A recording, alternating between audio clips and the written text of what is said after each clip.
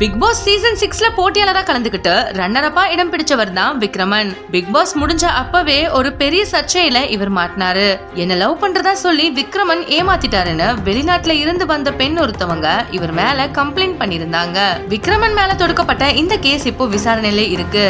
இந்த நிலையில சமீபத்துல விக்ரமன் ஒரு புது சர்ச்சையில மாட்டிருக்காரு.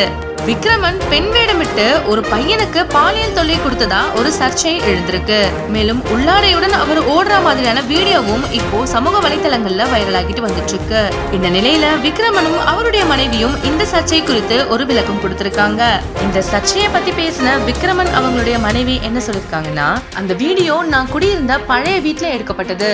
அந்த வீடு விக்ரமன் உடையது கிடையாது, என்னுடைய வீடு. என்னுடைய வீட்டுல அவர் ரிலாக்ஸ் பண்றதுக்காக ஒரு 2-3 நாட்கள் தங்க இருந்தாரு. அப்படி தங்கிட்டு இருக்கும் பொழுது நான் மதுரையில இருந்தேன். அந்த சமயம் நான் ஒரு படம் எடுக்கிறதா இருந்துச்சு.